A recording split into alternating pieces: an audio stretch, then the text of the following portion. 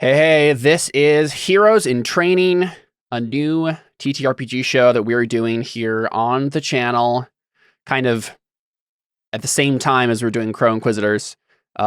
We got too excited, like as usual, we got too excited about a new campaign idea, and here we are doing two of them now, which I'm totally fine with. I'm very excited for the game that we're about to do. But I'm not the GM today. I'll pass the baton here off to Connor in a minute, but I just wanted to point out that we got some cool, fancy new overlays, got a new template going. If you guys want to check it out on Twitch, you players, feel free, you should, because it looks awesome. I have it scanning through our names / our character names. It's like fading in and out between those. Yeah. So some motion happening. It's great. It's great. We got some motion going on. Yeah, I'm excited. I'm Right, very, very time excited. for our action-packed superhero RPG. I'm very looking forward to playing a character again. I promise this time I'm going to be a good player instead of every 5 minutes being like, Connor, I gotta be honest, I wasn't paying attention. You said that last time too. Did I? Okay, well, Yeah. good. And this time I'm actually gonna do it. I promise. Okay. All right, Connor, what are we doing? So,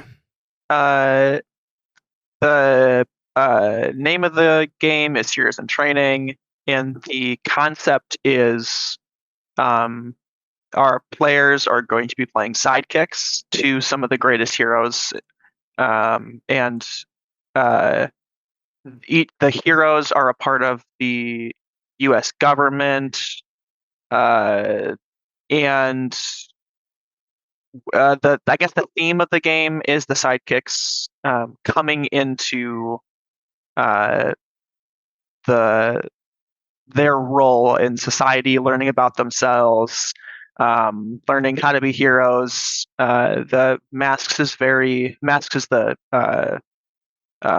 system that we're using, and it's very focused on the characters not knowing what their identity is, and the adults all in the game trying to tell them how they should live, or how they should be, or what their identity really is.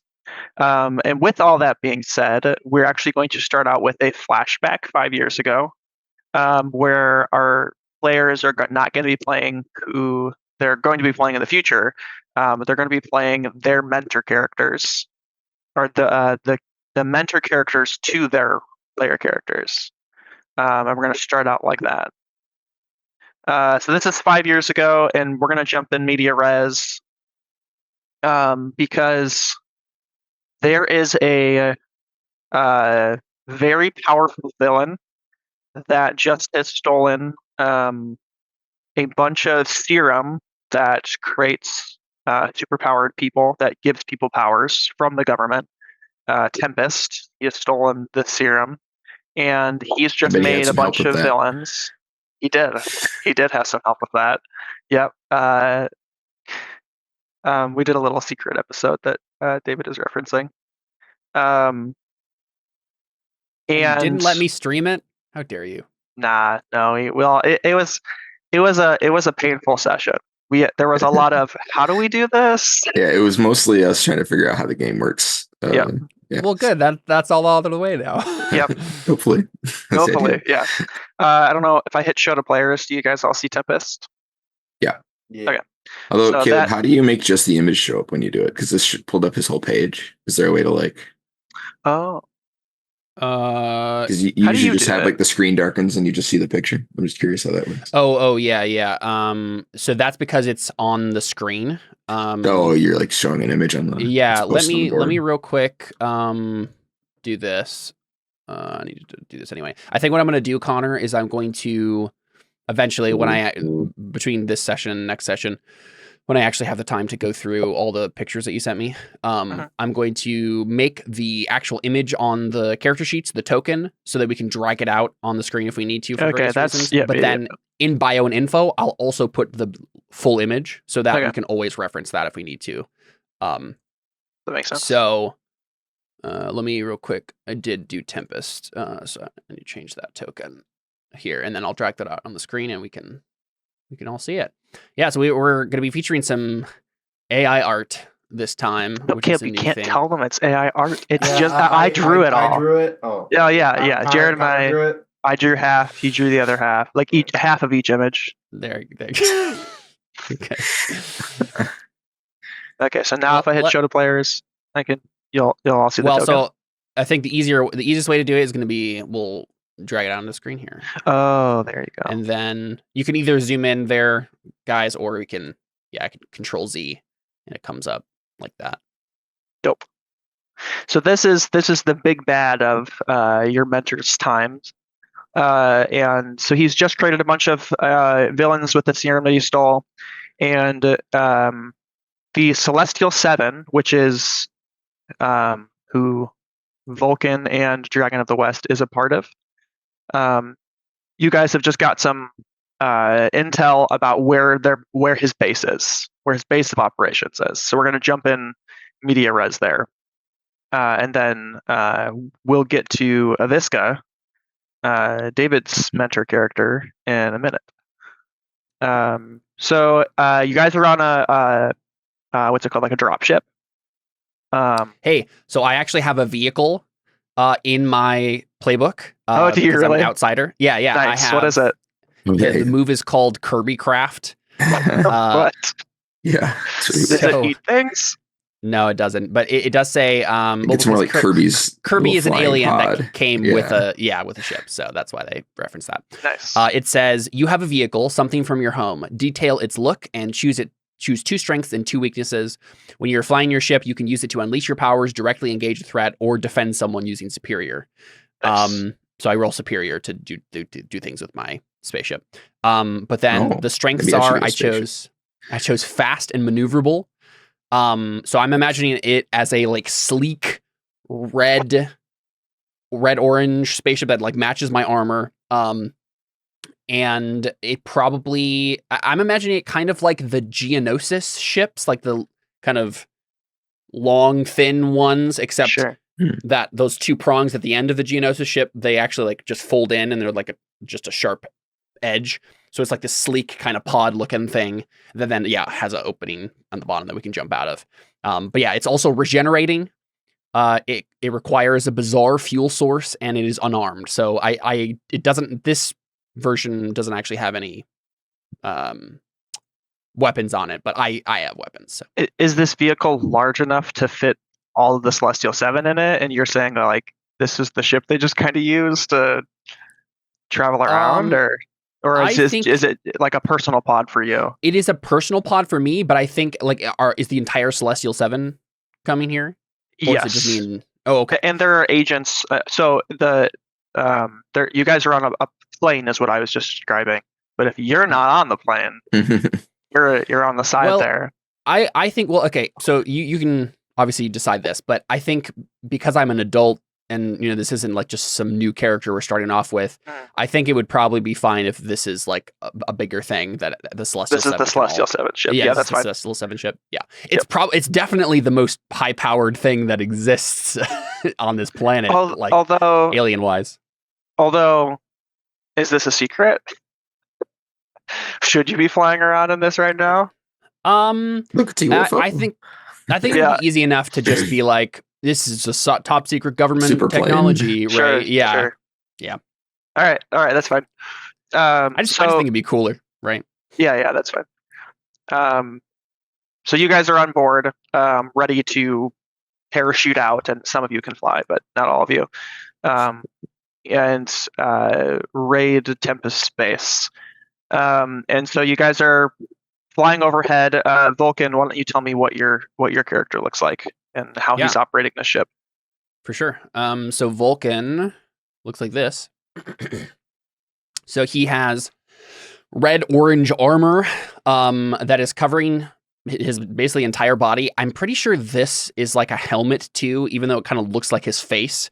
I think part of the thing with these aliens, right, is that they wear this armor, at least these people who have the armor, right? They wear the armor so often and for so long that eventually just kind of becomes like fused to their skin. Like, and that's just, it slowly just becomes more and more part of them. He has a long red cape. I'm imagining this guy is kind of like a mix between like Vision and Martian Manhunter. Right. So he's orange red, but has that kind of same like kind of stoic alienness about him. So he's wearing like a long red cape. He has a big there's like cracks of like veins of energy, kind of this red orange energy that's going through. I think it's probably more maybe orangish, light orange color that's going throughout his armor and seeming to power it up. But yeah, his eyes also glow kind of like an orange red, and I think he's probably like, I think that the ship just kind of like connects to his armor, right? And he's like, it's just part of that whole ecosystem. And so it's like, he's not really doing anything. He's just kind of plugged in and it's just operating via his mind. Right. So he is sitting in like a chair, the captain's chair, and everyone else has, and like, this is like an alien ship too. So I think like the rest of the Celestial Seven we see in silhouette, like behind him, grabbing onto just, handrails or something, handholds that have been generated from the ceiling of the thing organically, right? Whether or not they were there before or are always there. But yeah, I'm just kind of sitting completely motionless, just in this like kind of organic looking rock chair. And I probably just say, so where are we going again? To Tempest Base. Okay, yeah, so I say, we will be arriving at the base momentarily. I would prepare yourselves. Just kind of staring straight ahead. Yeah, so then we pan back to see the rest of the Celestial Seven in the background, but we focus on one character in particular first, and that is the Dragon of the West. Jared, why don't you tell us about him? He's just standing like in the middle of the ship, like arms folded, eyes closed, just preparing himself. Like meditating? Yeah. Nice. I don't know how to bring the picture up because I'm a dub-dub. Caleb did it. Caleb brought it up. It's on the start page of the. Oh, there you go. That's what he looks like. Are you saying anything to anybody, or? He's just sitting there, or standing there meditating. Yeah.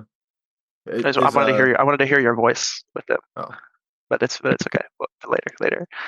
So then we'll pan over to the rest of the Celestial Seven. We can just real quick for the I was muted, but for the audio listeners, he's like an Asian man with long hair, dark hair, and wearing, I think, like a martial arts gi. Yeah, not gay, gi. Yeah. Caleb, will you pop up the rest of the 5 Celestial Seven on the screen for us so we can? I'll do a quick introduction for each of these guys as well. Yeah, I don't have tokens for them yet. But, that's fine. And these are so yeah, we'll pan over to Omnimorph. Actually, why don't we do this? Before we jump to these characters, let's a different character is going to pop up actually, and that is where is he? Cody Reynolds. Here we go. Did I hit show to? Yeah. There we go. Mm-hmm. He's one of the agents over the that is on board with you. He's kind of overseeing the operation in a sense as one of the government agents. Mm-hmm. And he says, all right, guys, this intel is good. But remember, Tempest might be looking to trick us, so pay attention to, once you get inside, make sure there's no civilians present before you go too hard on your powers. We need this to be a clean sweep. Is it understood? I assume we all nod. I think I say, I will ensure that no civilians are harmed if it comes to that, Agent Reynolds. I think Luminescence. We see her, and she nods as well and says, "Of course. We don't need a babysitter today, Cody. This is a day where we really shine. This is the day where we heroes are legends." And then we're going to get a quick shot of Marty Cooper, another one of our agent characters. And this is a rookie. So he, that's not quite right. So he's there's a different image for him. That's his token. That was the concept art for him, but that's fine. Oh, weird. Yeah, when I drag it out, that's what happens. But that's fine. He looks somewhat like that, but a younger version of him, and he. I think he walks over to, he has just kind of like a silly grin on his face, and he walks over to Five Finger Fillet, who's a different one of our Celestial 7, and he like holds out his hand and he's like, "Hey, it's great to meet you. I'm Marty. I'm one of your biggest fans. Can I ask how do your fingers work?" And Five Finger Fillet just kind of smiles at him. "If we survive today, Marty, I'll give you. I'll tell you all about them." I was gonna say, be careful. Yep, I was waiting. I was like, oh no. And then Connor, we're not that kind of podcast. And then I think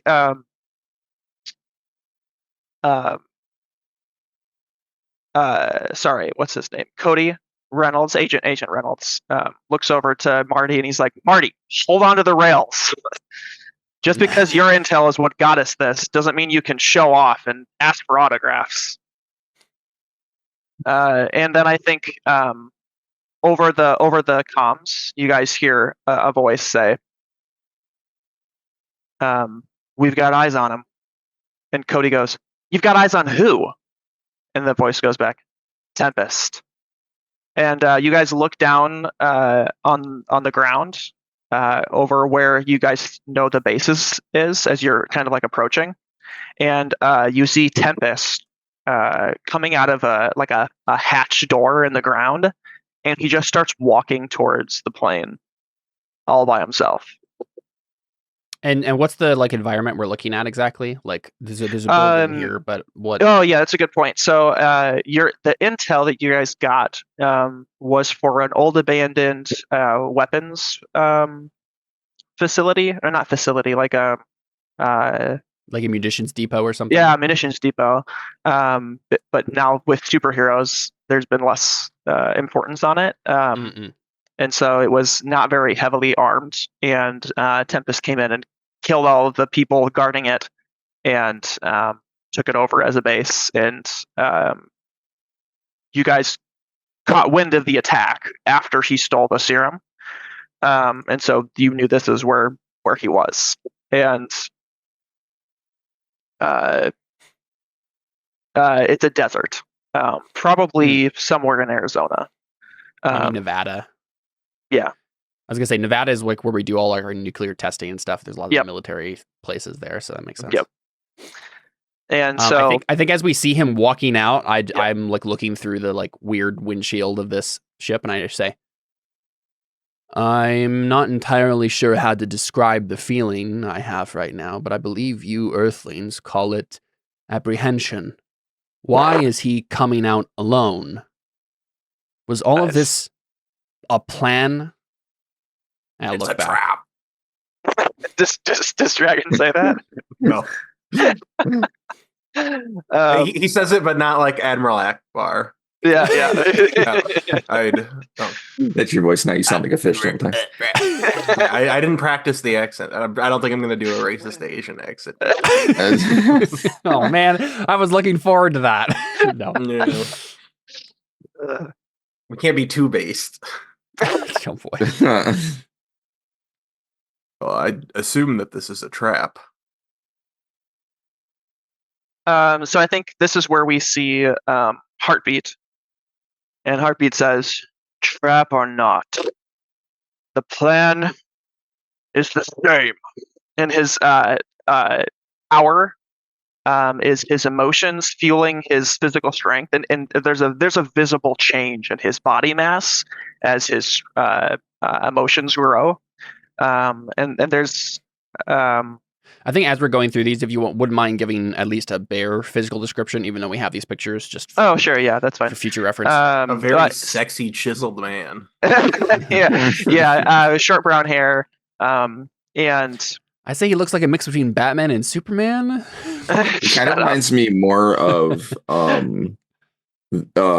what's his name from Megamind? Omni-Man. Oh. Well, he does have you're right. Yeah, the main character. The guy from but he's just got that ridiculous Megamind. chin and like a never-ending nose. Yep. I can't remember. I don't remember either. Anyways, it's something super generic. It's the name of the city. I can't remember what it is now. It was good. Metro Man. Metro Man. Yeah. There you go. So funny. Hero of public transportation. So he's not that guy, but he does look like him. And as he starts talking, like his voice gets deeper and his body mass is like growing in size, and he's like, the plan remains the same. You guys storm the base, and I'll take Tempest. And he's like, Vulcan, open the pod. I look at Reynolds. Like waiting for his okay. Yeah. And Reynolds nods and says, "This is it. We've got one shot. Heartbeat, don't let us down." He's got die, isn't he? Yeah, so I mentally command the bottom of the pod, and I think because my ship is like just controlled by me, I think probably there's just a hole that opens up. It's not even like a proper landing platform. It's just like a sphincter. Yeah, kind of. Yeah. It doesn't look like that. It's more like I know. I'm kidding. I think it like maybe cracks and disintegrates. Right, because it's like made of like this weird kind of like volcanic rock. So cracks and disintegrates and falls down, kind of turns to dust, and now there's like an opening that you guys can jump down. And I just look forward again and slowly stand up and go to stand over there with everyone else. And yeah, I think I just say, I meant to look up some like weird philosophical statements or mythological things that I could say, but I didn't have a chance. So I'm trying to think of something, but I don't know if I can. How often does your character just like get annoyed with people and disintegrate to the ship under their seat and then just like fall out of the ship? I will say it's probably happened a non-zero amount of times. Yeah, I think I just I look down at Tempest and I say, and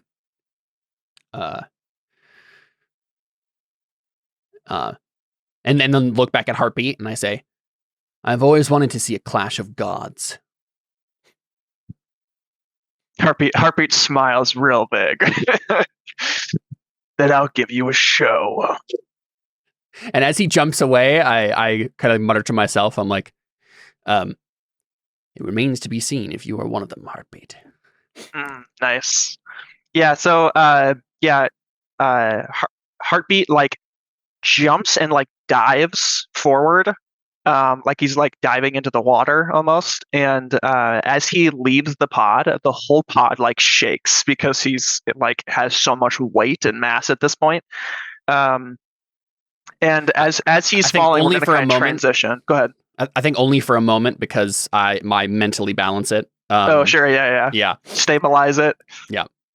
As he is jumping away, we pan away with him, and Heartbeat screams, "For justice!" And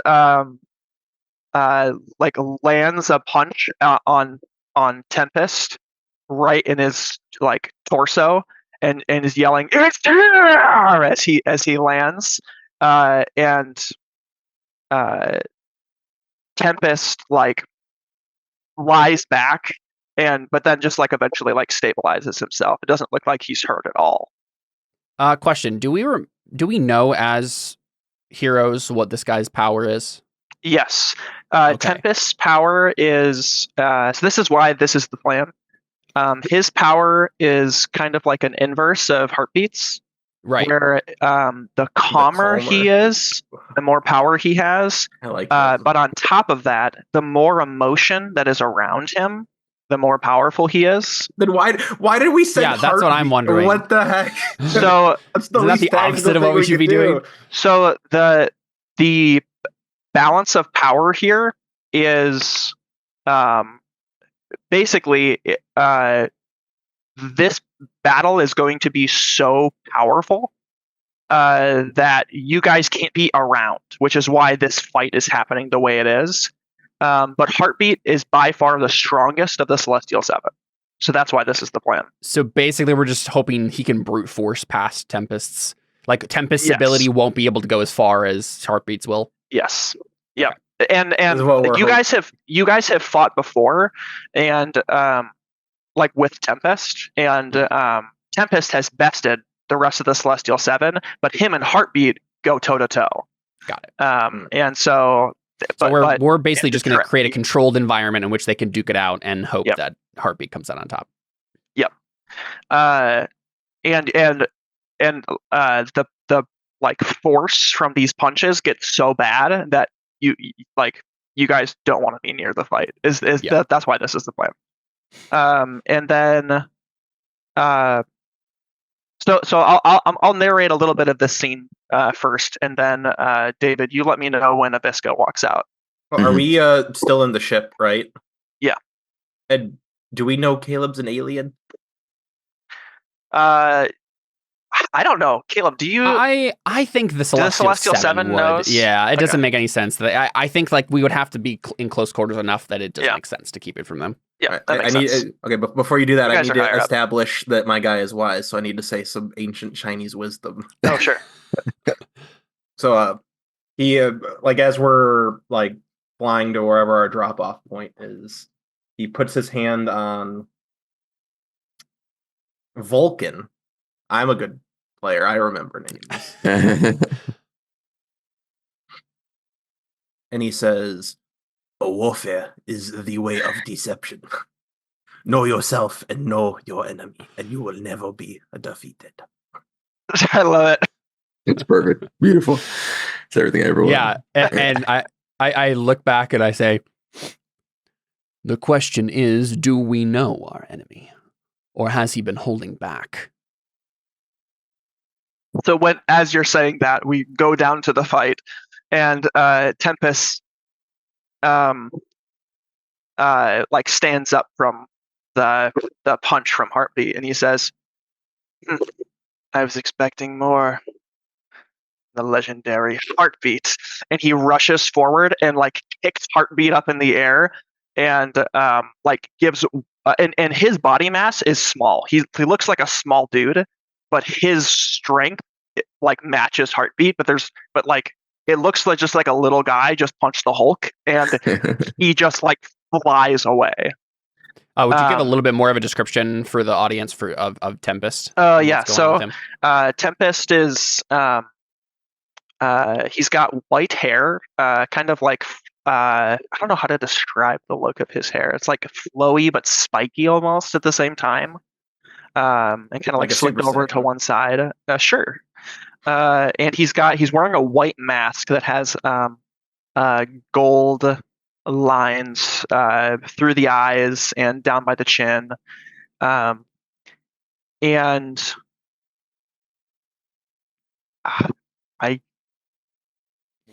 Yeah, I mean that's pretty much all we can see about him. Yeah.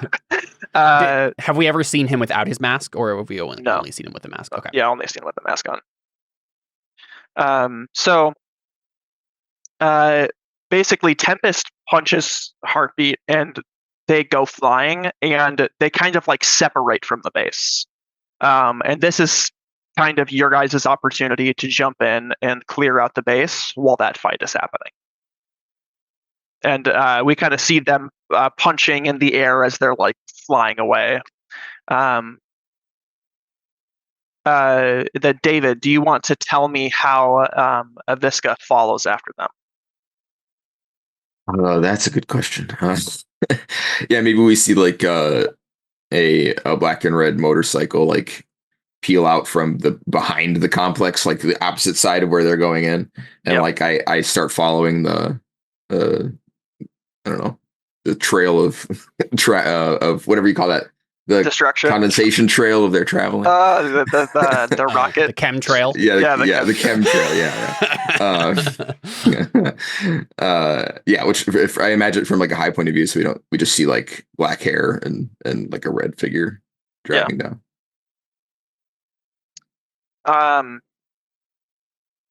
Yeah, so I assume the rest of us are jumping down to. Yep. And so we're trying to basically secure the base or get something from the base or what? Secure the base, and if there's any serum left over, securing that. But your intel is saying that he's used the serum to create a bunch of villains. Sure. Yeah. So we were expecting opposition. Cool. Yeah. So you're trying to take out all of his forces on one blow. Yeah. Now, is there another person in the Celestial Seven who would be more of a like front man than Dragon? Or is Dragon of the West the guy leading the charge here? Yeah, it'd probably be Dragon. So I'll describe how each of you guys are jumping out of the ship. Yeah. But you guys can start. Go ahead, and whoever jumps first. Yeah, I was gonna say it's probably Dragon of the West going first. Yeah. Then. I'm gonna be last. Okay. He makes like a bout of kind of like how Uzai flies. Yeah, nice. So then we'll see Botanist. He is a African American man who probably still doesn't look as strong as his image suggests that he looks. It looks like Black Panther with vines on him. yeah, it basically does. Yeah. He's got shortcut hair and a little bit of a goatee. And he just jumps free falling and is going to we follow him as he goes down, and he just has some vines sprout out from the desert and grab him to like slow his fall, and he lands 3 points. Okay, so he can create vines. He doesn't even need them to be there already. Because otherwise, the only thing option is like a cactus. Has to be. Yeah, I suppose. I didn't think that through. He'd be useless, right? Maybe. First he throws a potted plant down. Yeah. He's like Katara. He has his plants on him. He just has a utility belt filled with seeds. I mean, literally, he could like throw a seed out, and it just becomes like an enormous plant that catches him. He could do that. I mean, maybe not enormous, but I like that idea that he could also amplify growth. So maybe he just amplifies growth in the ground. Of whatever is deep in the desert. Whatever cacti is deep in the desert. he impales himself. He's frantically reaching out. He's like, wait, there's no plants around here. That's a giant cactus. Yeah. Like, and because he accelerates the growth, the spikes are like 2 feet long. And I mean, there probably would be like brush at the very least. Like he could probably grab like a dry brown bush and have it grow really fast and catch him or something. Sure. Yeah. Let's go with that. I didn't think about the fact that he'd be useless here, but okay. So why did we bring Botanist? He changes it. It's in a jungle now. There you go. Yeah. Deep rainforest jungle. No, just kidding. So then we'll see Omnimorph jump out too, and he just turns himself into a missile, and just shoots himself down. Power. So He can this change is what into any happens when a metallic liberal object. gets That's superpowers, right? It would be What whatever did you they say, want. David? This is what happens when a liberal gets superpowers. They just can be anything they want whenever. So it's only metallic objects, and it's only objects that he himself has created. Okay. So he at one point in his life has built a missile, and so he can Nice. transform I see. into it Okay. because he So- understands it intricately. He just needs to build a nuke, and then Caleb's character can absorb. Mm. So There now you here's my go. question. He's made a missile, but a missile has a lot of not a lot, some very important non-metal parts, mostly the ones that go explodey. Does he imitate those? Yes. Okay, so it doesn't the whole Yes, he object doesn't have to does. be metal, it just has to have metal in it, and then he can create the non-metal parts too. Connor didn't think of this. Sorry, we're getting in the No, weeds it's fine. already. This is Yeah, how my brain works. I'm sorry. I don't know. We'll leave it up to interpretation. Yeah, I was gonna say you don't really have to explain it now. We can No. just I'm just curious. It's an that can be interesting something curiosity. our characters ask, right? Basically, Yeah. my question is: can the bomb explode, or does it just look like a missile? If it were to explode, he would likely die. Oh, okay. Because he Okay, so is the missile, It's, Yes. right? Yeah, that's Yeah. fair. So it's this is If just the for object speed purposes only. damage. Mhm. He gets some damage as well. Not a 1-to-1. So like if Mhm. but It's his it- wild it- shape. It spills over. Yeah. Yes. Yes. All right, cool. And so this all of these images are for the older versions of these characters. So this doesn't necessarily look like him exactly. I but mean, the it's image only that- 5 years difference, so it's not that big of a deal. But yeah. But Omnimorph has kind of some anime spiked up hair. And it's probably dark now, but it's graying in the future. He's got a little bit of an eye mask, and then what he's wearing in this image isn't necessarily what he wears, but this is something that he could make on himself. And the like wings that are coming out of the back is supposed to be symbolizing he's transforming into something. Okay, gotcha. But yeah, so Omnimorph just kind of folds into a missile and shoots down. And then we're going to see Luminescence, who likely does something similar to Botanist, where she's just going to jump out and create some light beings to catch her on her way down. yeah, she like makes like light constructs and things. Yep. Cool. And Five Finger Fillet just jumps as well and uses his indestructible fingers to fly. And he just soars Carries down himself by the elegantly. collar. No, not quite that way. No, he used the propellant of his fingers to Right, because he guide. he basically his can flight. control his fingers like Hawk.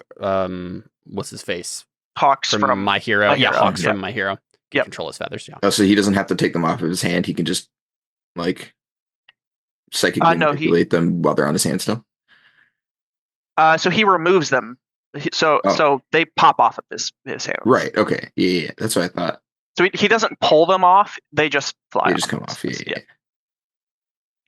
And Omnimorph is just a very happy man. Very, very, very smiley in this image. And Oh, you mean he's wearing Five-Finger red Fillet. and oh, sorry, who did I say? You said Omnimorph. Shoot. We're already Five-Finger getting them Fillet. mixed up. There's too many. No, just kidding. He's got short, wavy, blonde hair, but obviously it's graying in this image. And he wears a similar suit to this. Usually he's wearing fingerless gloves though, because his fingers pop off. Mhm. And And I mean, I if like they're not this kind of fingerless like- when they start, so they are when he's done. Good one. Go ahead, David. What were you I was saying? thinking if they're not fingerless gloves when he starts, they are when he's done. So it's fine. yes, that's true. I was gonna say I like the way the image is implying he has like a hoodie. Oh, Yeah. It's kind of bunched up in the back. I think that's. That's that would be cool. I think it's a cape.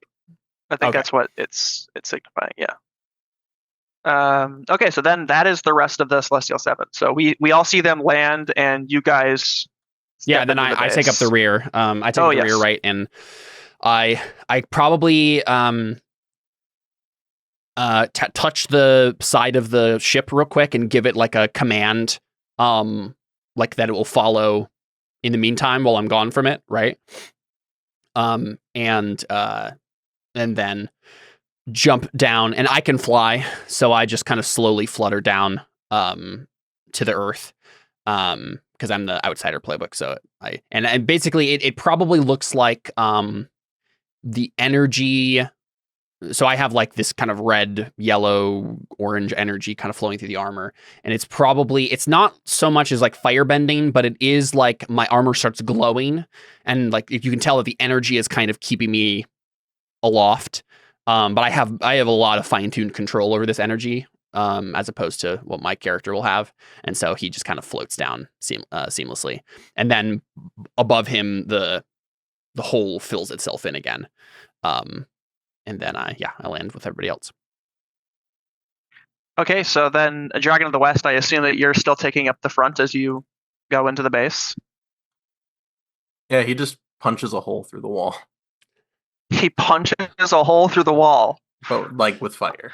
Okay, yeah. So the base is like underground, so you'd be punching a hole through. There's either like a hatch that he came out of. Yeah, right? the hatch. Yeah. Is that still open? Are Yes. they near the hatch fighting? No. They punched away. Yeah. They're Oh, it's so it just in narrative sense that it's in their best interest for both of them to not be near it, because Tempest doesn't want to hurt his people, Heartbeat doesn't want to hurt his people, so they're just basically doing it's their- an understanding of it's just the two of us. Yeah. We're just gonna fight, and whoever wins this battle can go clean up the rest. There's nuclear testing happening of their own out in here in the Yep. desert. Yep. I use my elemental awareness ability to find sources of heat underground. so I also thought there was a building, okay. which is why I described driving out of the other side of the building. So I guess maybe we can instead say that, like, No, that's fine. I assume that maybe like there's like a garage or something that's coming out of a hill. well, that's what I was going to say. Maybe there's like a secret entrance that opened and I drive out of it, which maybe you could find Yep. since I just drove a motorcycle out of it. if Well, I you're mean, it checking. seems like the hatch is just open. I think we just go down. I right? assume Well, that- yeah, Oh, yeah, I'm doing that's the true. elemental awareness thing to make sure there's not like 80 Yeah. guys with People powers waiting, at the, yeah. at the bottom of the hatch. There are people waiting at the bottom of the hatch. Well, so I mean, if he's doing that, he'll have to roll to burn, right? To charge up his powers. Well, he just has to do that to do the moves. Right? He can still like use his. Like, Yeah, but he has to spend that one is a burn move. to do elemental. Oh, awareness. I see. Okay, I So didn't read that. he always has to charge up his powers before he'll have any hold to spend. right. Sure. I didn't realize that was a move. I thought he was just describing it as looking for heat. Yep. Okay, I see. No, it's an actual flare that he has on his burn. All right, let's go ahead and do the first roll of our campaign. You will not be good at this, Jared, because you have no conditions marked yet. So Yeah. I do get +1 because I'm doing this to impress Luminescence. You're trying to see if there's people in the evil base to impress I'm trying Luminescence. to impress trying her to with do my your foresight. job. All right, go ahead. Sure. Woo. Who cares? Okay. Yeah, this is the part of the game where you let us get away with a bunch of stuff, Connor, because later Yeah, on you will not be able to. This is you got to pick your battles as a GM. This is not Exactly. the place to pick your I battles. got a 9. Mark a condition. I'll mark angry. So you see that it is a trap down there, and that makes you mad. Mhm. He also Nice. looks over to see Heartbeat fighting. He's like, that should be me. Cool. Very cool. Yeah, so and when he says that, do you mean like you're angry that it isn't you? Like you think the plan is wrong? Or Yeah. are you He like also doesn't shame? like Heartbeat very shame, and he doesn't like Heartbeat Sure. because the way he doesn't like the emotional aspect of using his powers, because when he gets emotional, people get hurt. Yep. I love that. That's Cool. awesome. Yeah. And Sweet. it ironically makes him angry, so people are about to get hurt. Yeah. So elemental, just for everybody's reference, elemental awareness says spend 1 burn and mark a condition. So you also have to mark another condition here, Jared. Oh, okay. To open your mind up to the world around you with your powers, you can ask any one question about the world around you, and the GM will answer honestly. So obviously, you asked, "Are there people waiting?" At the You bottom should of this probably hatch just for us? ask, like, where is everyone in the base? If you're Where marking is it. everyone in the base? Like you said, you can ask any question. Let's go with that. Any one question about the world around you. Mhm. But yeah, I think what he said, like, where's the heat and signatures from everybody, makes sense. Yeah, I mean, that's fine, yeah. And obviously you don't know if this is friend or foe. But yeah, there's probably over 100 or so people in this base. Fun. Yeah, I just tell that to everyone. There's about 100 people, and there are a bunch of people at the bottom of the hatch. Yeah. I think I say, well, it seems that we are about to descend into the belly of the beast. I don't believe that Jonah was faced with such opposition, however, when he descended. Botanist chimes up and says, in this base, I'm not going to be of any help. I'll be out here, look for secret entrances, make sure no one escapes. I assume luminescence will join me, considering it'll be dark. I hold up a fire. Yeah, luminescence winks at Botanist and says, "I'm sure we'll think of some. I'm sure we'll create a little light of our own." And jumps in. Yeah, so I'm trying to think of would it make more sense for me to stay out here or to go in? So my powers are mostly about. Yeah, I was gonna say there's nothing happening out here yet, so it probably makes more sense. And also, you want to play, so yeah. Okay, I mean, if you stay out here, was my question. I'll have people try to escape, and you can round my them question up, was, are there things going to happen out here? It looks like the answer is no, so let's go inside. Okay, yeah. Yeah. But yeah, I think I'm going to be last. I'm taking up the rear. I'm making sure I'm keeping my energy at the ready to be able to protect us from any sneak attacks or anything like that. Because yeah, my powers are mainly about containment and saving and stuff. So I'm getting ready with energy to like protect us. So yep, sounds good. Oh, technically, I have that move too. I have burn. Because that's my like energy stuff. I have like a whole bunch of Green Lantern style powers here with that. So does it make sense if I'm getting ready to do this that I roll that as well? Getting ready to do what exactly? To use energy to like protect us, that I roll to burn to like charge up my powers. Well, let's describe it happening before we roll. Right. Well, I was just describing that I was like keeping the energy ready. So is the move to get it says when you charge up your powers. No, okay. It just says when you charge up your powers. Oh, okay, right? Interesting. That's odd. Yeah, go ahead. I think it's because you can build up charges before a fight too if you want. Yeah, like, you right. Okay. You spend hold to do things, so it's like, I can have this ready to go so that I can spend hold to do things. Okay. All right. Cool.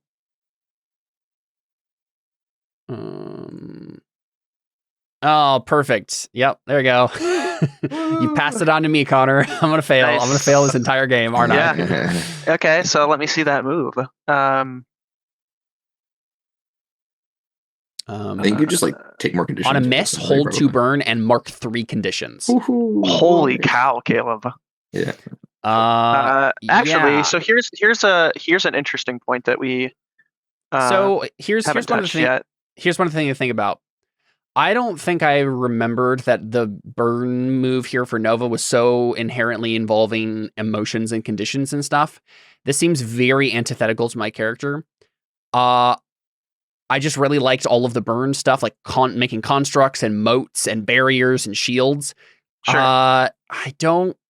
Like what? You're unsure about what's happening here when he. Yeah, like I don't know why I would be doing, like why this would happen to me. Why I would mark any of these conditions. How about we just scratch that and we'll just keep going and sure. I'll look around and see if I can find a different move that does similar things that I can grab instead. Yeah, that's fine. I was going to point out that technically we should also be adding team to the thing. Oh, that's true. But maybe we can. What does that mean? Yeah, like special points you can spend. So I'm just trying to find where it is in the book. Team is like a pool of shared points that you can use to give your bonuses to a roll, but I don't remember exactly how you get them. But how do we roll for team? I don't know yet. I think there's a move for it. It has its own move. That's what I should be adding to the overlay that I made with the trackers. Yep. Wow. Caleb, you stink. I rolled with a -1. Also, Caleb, there is the soldier playbook has a lot of. It's basically just Captain America. Everything it has is about protecting people. Protecting. Okay, So you might perfect. be Yeah, able to I'll find take a something look. there. Yeah.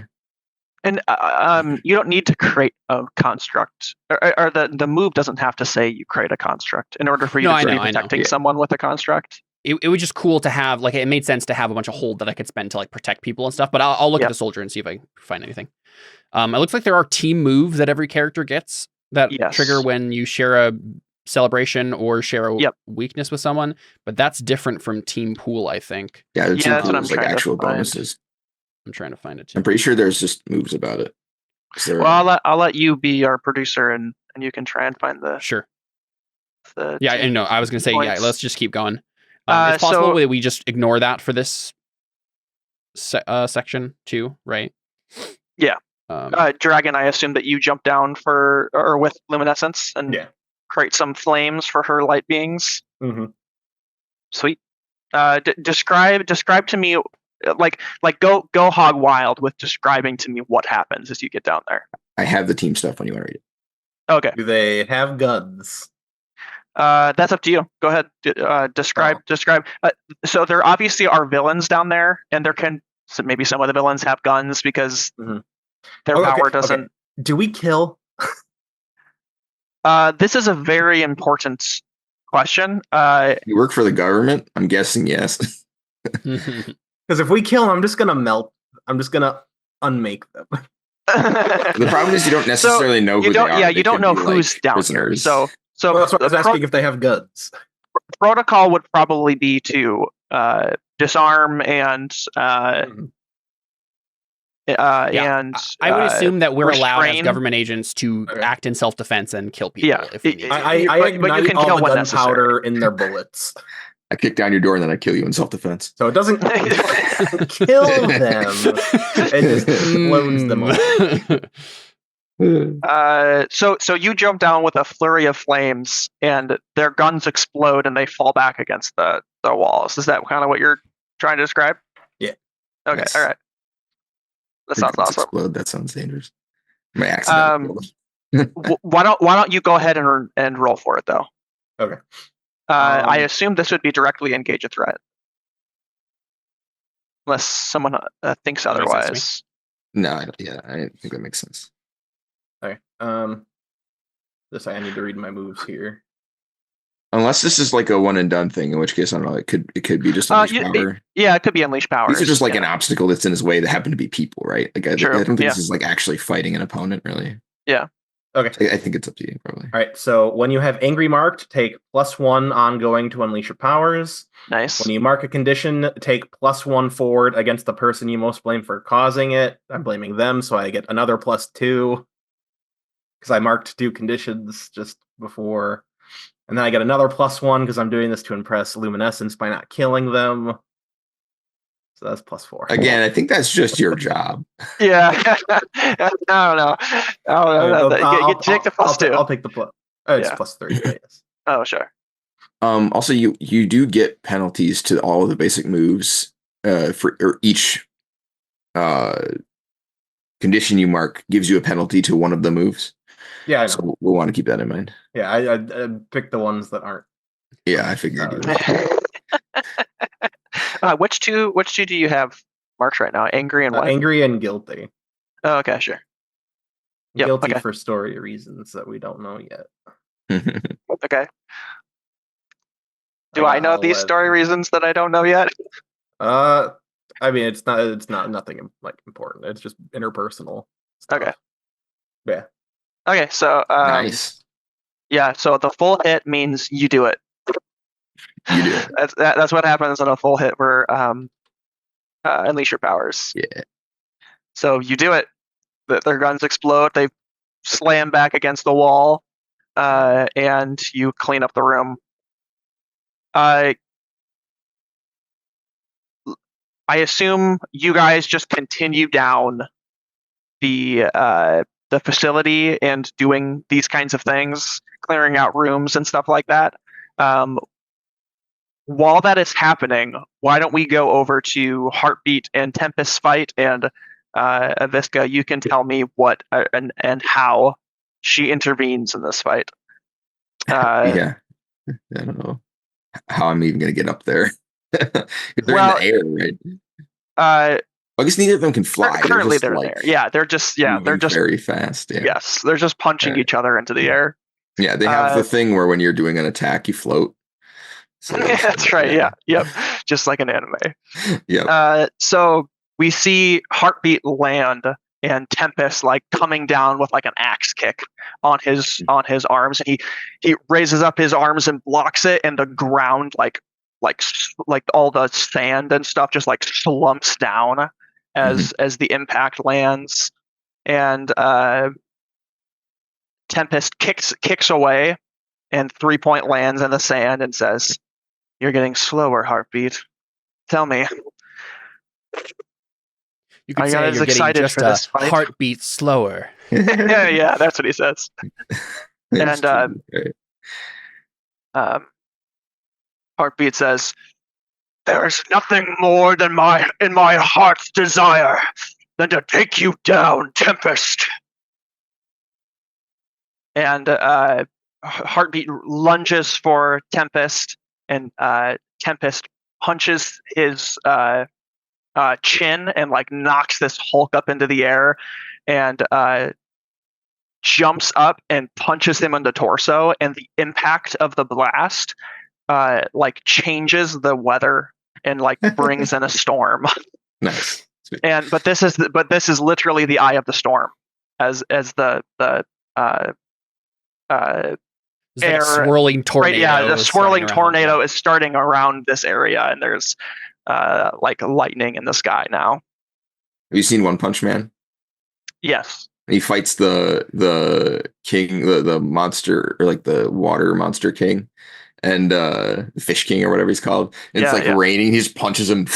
All the clouds go. Yeah, that's right. Yep. It's amazing. All right. Anyways, yeah. So I think we see from Visca's perspective, she's a younger woman with really long black hair and like a red and black like bodysuit, but like the kind they put on everybody in Marvel, where it looks like it's made out of Kevlar or something.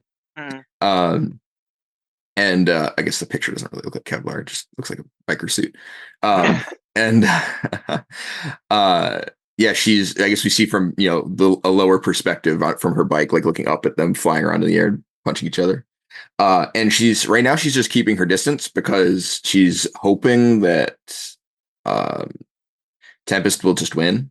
And she's aware that it's dangerous to be close to them. So she's just keeping a distance, and I guess being rained on now. Yep. And I mean, maybe that's it. Right? It's just getting rained on, so she pulls closer, so that she's in the eye of the storm too. She's just like riding the line between where the rain is, and she's just waiting for to see where the tides are going to fall. Who's going to start winning? Because if Tempest starts winning, she'll just hang back. So I think we see another shot where after Heartbeat comes down from being shot into the air, he like takes a deep breath, like slicks back his hair, and charges forward for a punch and feigns, and gets a nice mean left hook on Tempest's face. And starts taking a pummeling as one hit after another starts beating him up. You're muted. I'm muted. We see her saying under her breath, like, "Come on, Tempest," and like she's this is the kind of thing that happens when they fight. They just beat the crap out of each other for a while. Yep. So she's still not sure. Obviously, I'm as soon as you want me to like decide that he's losing, I'll peel in. But yeah, she's trying to like hold off as long as possible. Okay. Yeah. And yeah, she's it's like, "Come on, Tempest," like getting nervous. But yeah, I mean, she knows he can take it. She's just hoping that he'll be able to come back from it. Yep. So at one point in Heartbeat's flurry of attacks, Tempest like pulls up a hand and stops Heartbeat's fist, and Heartbeat's fist is probably bigger than his palm, at this point, but he just like stops it and like crushes his hand and throws him back, and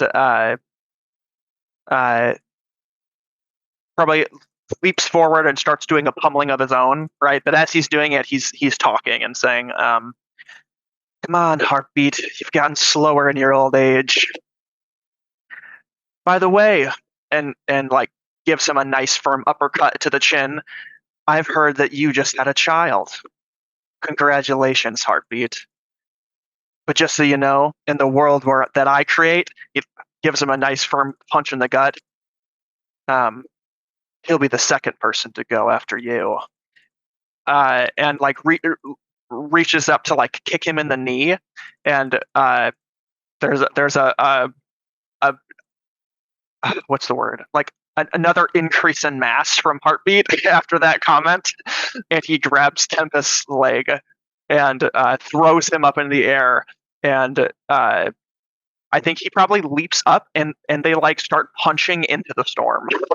Nice. And Heartbeat starts like doing the like clap motions to like Hulk does. Oh yeah. to like Hulk carry smash. him forward as they like go into the air.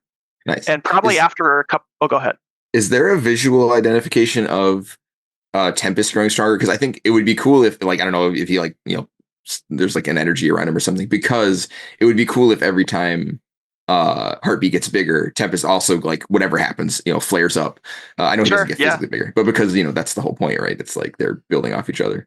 Yeah, I'm fine with that. Yeah, probably. I like the idea of that being like crackling electricity around him. Yeah, or something like that. Yeah, that's probably slowly, how static it works. electricity slowly building up. Nice, cool. And Tempest so fits. after that's where it's gone.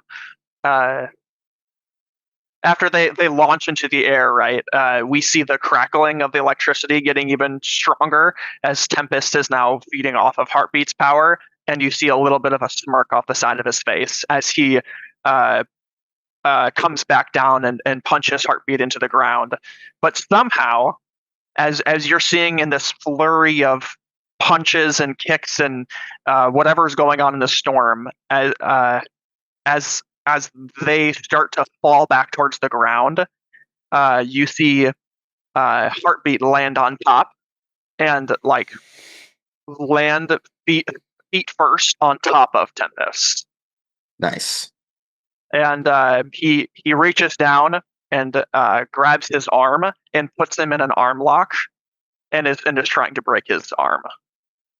Oh boy. And Heartbeat says, "You can't escape justice this time, Tempest," and like pulls down a bit harder, and you start to hear Tempest like sound like he's in pain, which is if he starts to lose control of his emotions, his power is just going to plummet.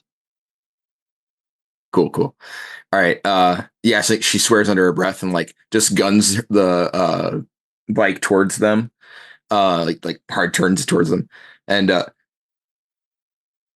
like she like, we see her hands turn into these giant like claw-like shadows, and she jumps off the bike while it's moving, and like she lands next to it, pivots, lifts the bike, and like hurls it at Heartbeat. I always try to say heartbreak, and like, no, it's Heartbeat. About to be heartbreak. Yeah. So she lands and like twists and just lifts the bike off the ground and whips it at him with her big like shadow hands. She yells, whips it at him, and it probably doesn't do anything, but no, it doesn't. Yeah, I mean the motorcycle cracks and slams on his body, and Heartbeat turns and looks over and smiles and says, "I didn't know you'd be here today, Aviska." She looks mad, and she's like, "You're not supposed to win, Heartbeat. This isn't the plan." "I love to break plans." Yeah, I noticed that. And she gets her big shadow claws ready, and she's like, just trying to distract him. Basically, she knows she can't beat him, but she's trying to give Tempest time to recover. So she's trying to be threatening. And I think, is she provoking him? That is a move. Yeah, why don't you do that? Yeah. Let me find the basic moves here. Sorry. All right. Oh, I forgot you can just roll them off the sheet. I'm stupid. All right, here we go. I don't think I have. Should be superior, right? Yeah, I just want to see superior. if I have anything that does anything. Makes this better. Ooh, that's pretty cool. I'm gonna use that. Hold on, sorry. I read her abilities a while ago, and I've forgotten now what they do. Oh, The tension is killing me. I have one called Not So Different. Technically, this is after she like changes sex, but so it's like it says when you provoke someone to criminal or villainous action, you can use danger instead of superior. I know it's not a villainous to attack a villain, but I am trying to get him to like hurt me instead of Tempest. Can I leverage that, or do you think it doesn't quite count? Yeah, I It's don't not care. That's illegal fine. to Yeah, attack, go ahead. but- We're okay. gonna stretch it a little bit here. Okay. So here's, I guess I can just click this.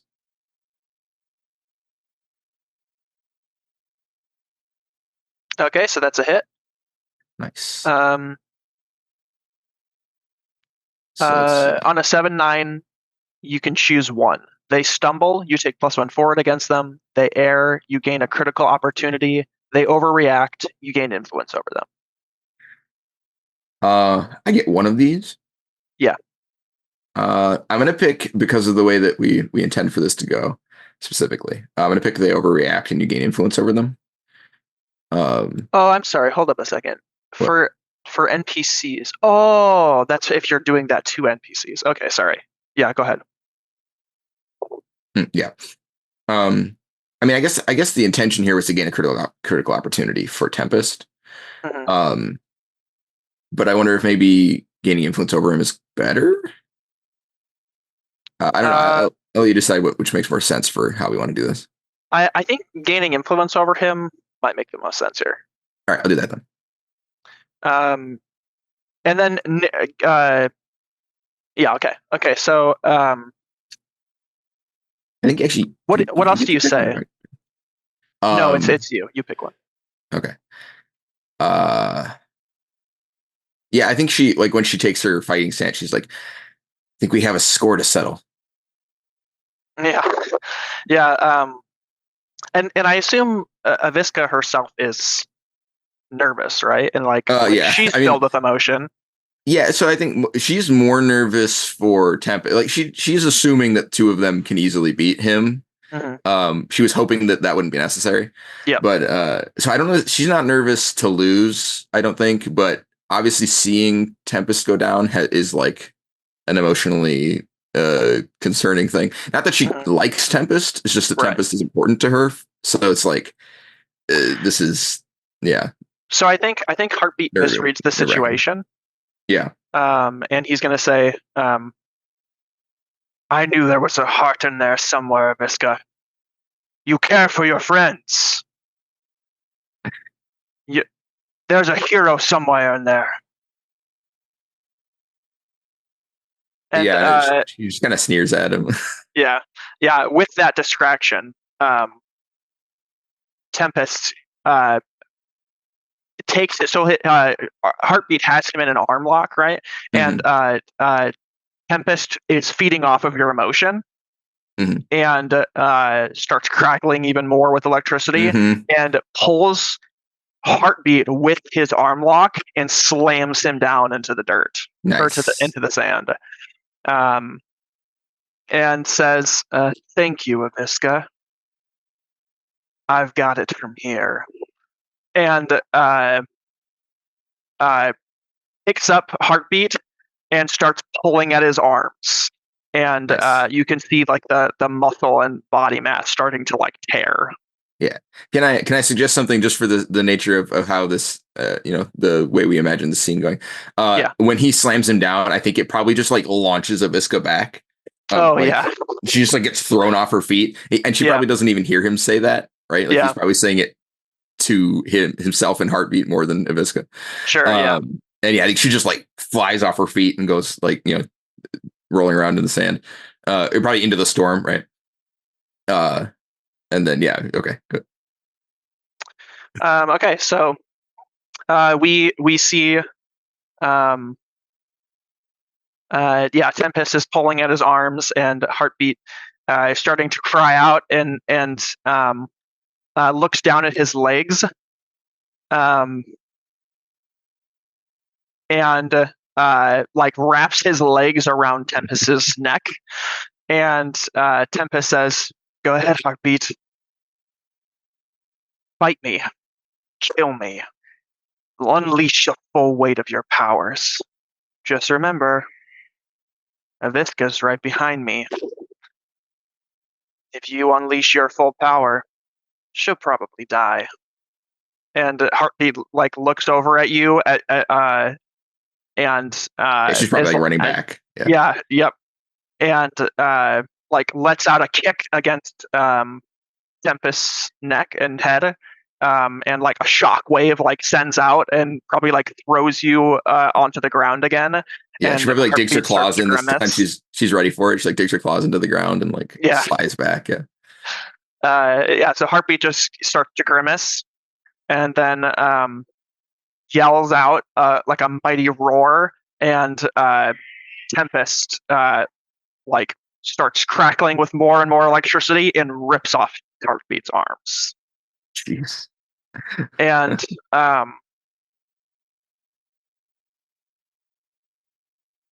Heartbeat, as he falls to the ground,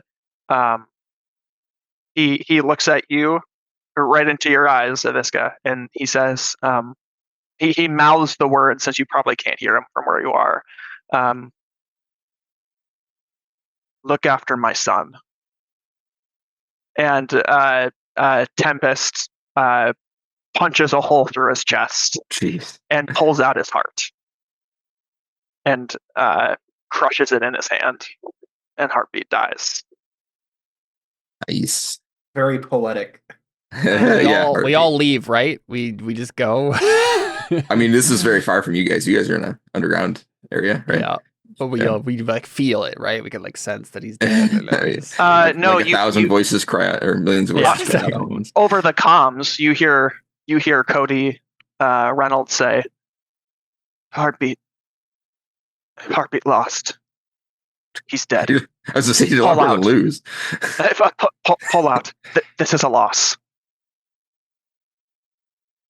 I'm gonna go fight him. and so I immediately go into like, okay, damage control mode, and so we had described before that Jared was like fighting people. That's what was happening in the base. He was like fighting various I just blast off through the hatch like a rocket coming out of a silo. Nice.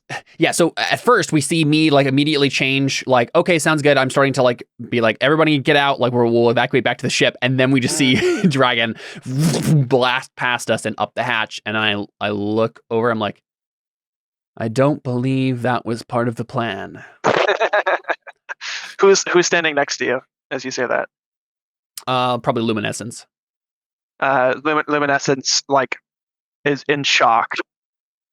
And she looks after the trail, the blazed trail that Dragon has, and looks back towards you and says, "Vulcan, we can't run."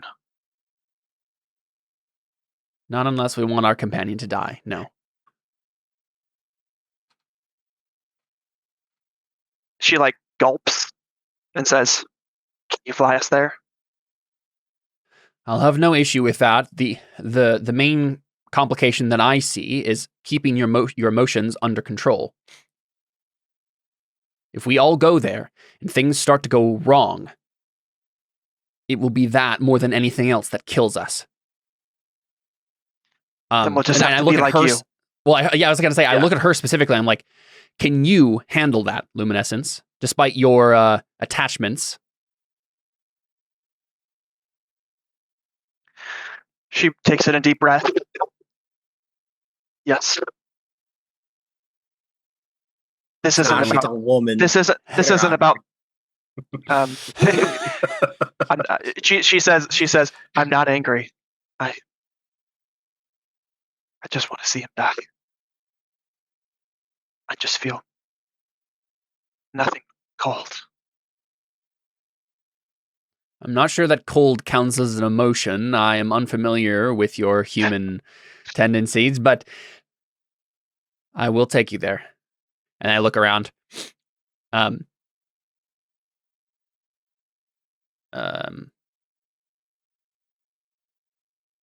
I think I say that maybe Reynolds is giving us like the details of like how he died. That's what I ask. I say, how did he die, Officer Reynolds? Tempest. Yeah, I think Cody says it was brutal, but I think he won over the battle with Visca's help. She joined the fight last minute. I'm not even sure how she survived the impact of the blows. That complicates things. And I start like gathering up my energy to like harness and like grab everybody on like a platform of energy and start to like go up. And if you can make me roll for that if you'd like, but no, that's easy for you. Yeah. And as we ascend and I like you're getting sort of closer to the battle, I see like him like heart just like gone. Oh no, he's like they're gone from the fight. Like they were like very far away. Otherwise, the impact of the blow. You probably see devastation from a certain area. Sure. Okay, yeah. So that I think what I say is, as we're like slowly ascending and then picking up speed as we're going towards wherever we see Jared blasting off to. I'm just looking at all the devastation and I say, with a clash of titans, new life springs. That is what all the myths say. Out of death, life. We will see if it is true today. Nice. So as Dragon is flying here, we see Tempest, or we see the storm on the horizon. You start to come up on the storm that brewed with their battle, and you see a little blue, like, I guess what to you looks like some sort of aircraft or something start flying out of the storm right towards you, Dragon. Flying towards him or like being thrown towards him? Well, he jumped. Who jumps? Sorry, I missed Tempest. Tempest is jumping at you. Okay. Is there can Visca have a conversation with Tempest before that happens? Because she doesn't know what happened there, and I'd like for this next part for her to understand that what happened. Sure. Yeah. Yeah, I think like as we see in the distance, probably like or would it make more sense for him to say that while he's fighting the rest of them? And he jumps away without even paying attention to you, and you probably feel another shockwave of it as it blows by, and you're like, bro. Yeah, and I think she probably looks down at Heartbeat like this was super brutal. They've fought before, and he, like you said, he's beat all the other 7 before, but he's never brutally murdered one. Not that he doesn't kill people, but like this was really intense. And I don't think she was quite prepared for that. So I think she looks at him like, she knows he doesn't deserve that, even though she didn't, like him because they were opponents. But yeah, so I think she looks at him like sort of like a little bit of pity and like also a little bit of shock, I guess. Like this was way beyond what she was expecting. But then she, her motorcycle's been destroyed. So I guess she looks over at the pieces of her motorcycle, and then she's like, and then she, he's like, I know he had his heart destroyed, but he's also like indestructible. So is he dead already? Yeah. Okay. Yeah. Unless you don't want him to be dead. I thought it might be interesting to have him say something to her, but I mean, with the way that he died, I don't think that makes much sense. It's superpowers. There's so much body mass. He's just has a second heart. He's still got blood pumping through his, like there's still enough blood in his body that his brain is still active for now. Yeah. So I think she might even go over to him and like, like she sort of looks perplexed, like she's not really sure how to feel about it. She's like, you didn't deserve that. And then she like hesitates. And then he said something about her son. And so his son, he's like, so I think she says, I don't know where to find your son.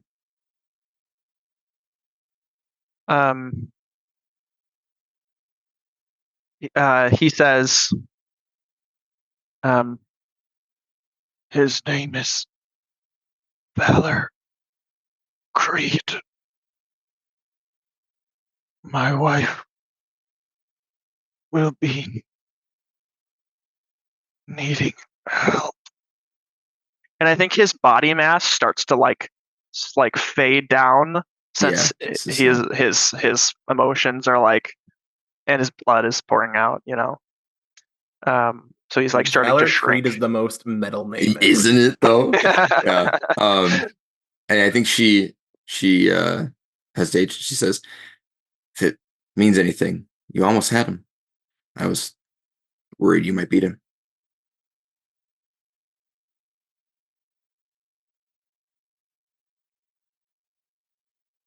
I didn't want to see you dead.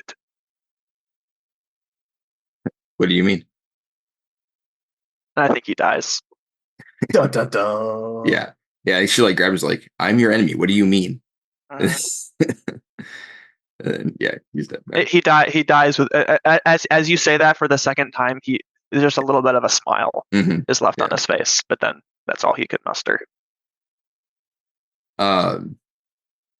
Yeah, she narrows her eyes. Another just one last detail that he tells you. He says that his son is 10. Okay, yeah. Yeah, I think she sort of narrows her eyes at him, like she doesn't really believe that because she has a hard time believing anybody can be selfless. But yeah, like we see her like a sort of a perplexed look on her face, and then she looks back at her destroyed motorcycle and at the fight in the distance, and I mean, he probably doesn't have like his identity on him. I suppose that'd be pretty stupid, right? Because he's their identities aren't hidden, right? They don't wear masks.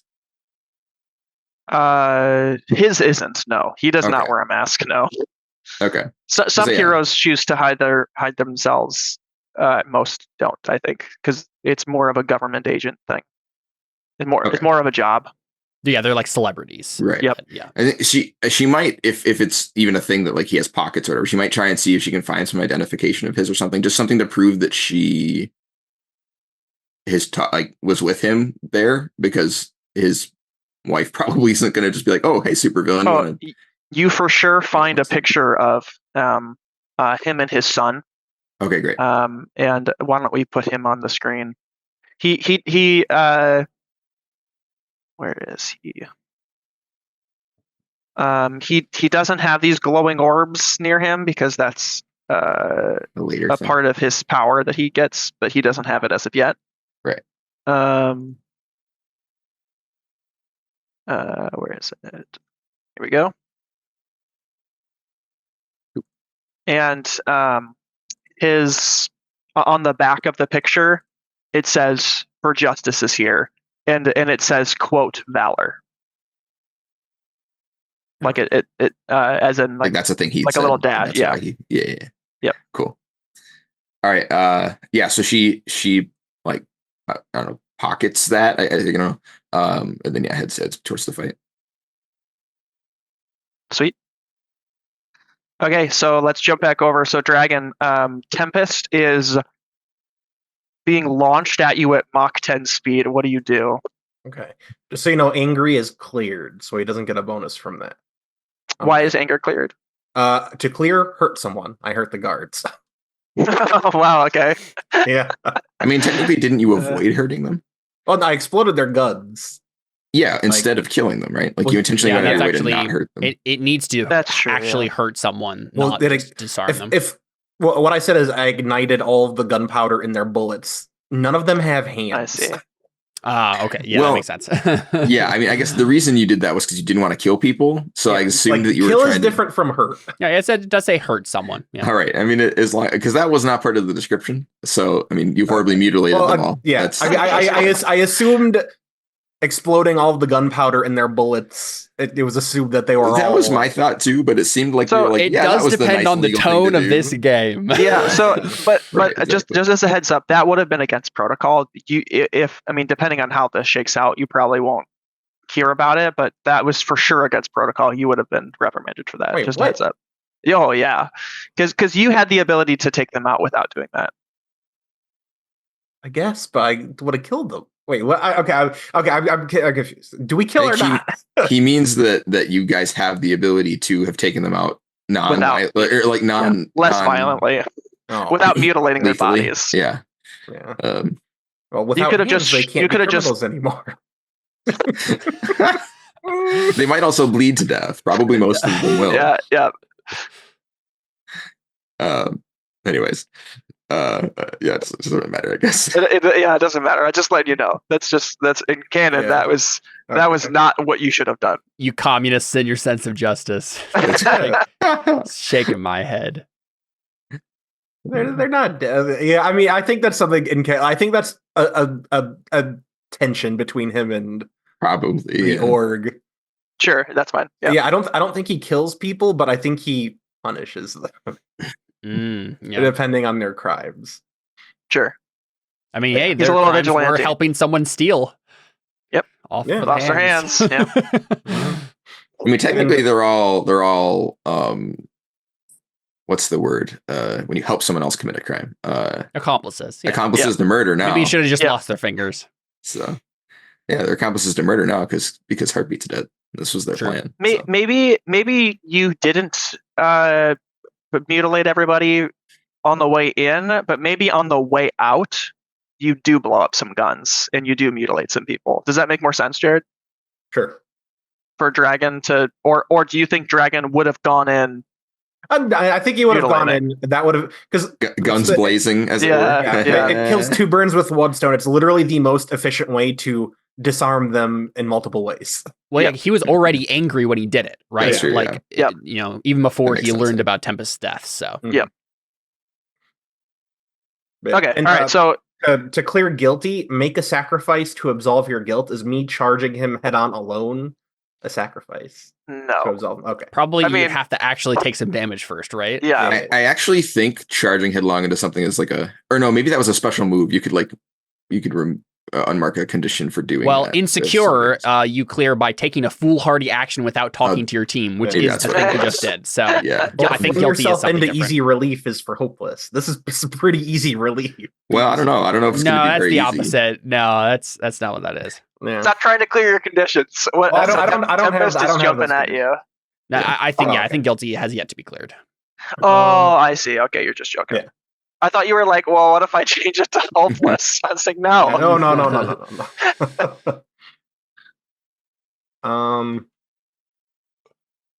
I fight him. But how though? So like narratively, Tempest is just jumping at you. It's a little like beam of electrical energy is what you see, I suppose, with a white mask. Okay. So if you do nothing, he's probably gonna punch you in the face and kill you. Oh. Ouchie. Are you dodging out of the way? Are you Yeah, attacking him with I'm flames? looking at my options here. Sure. Well, describe.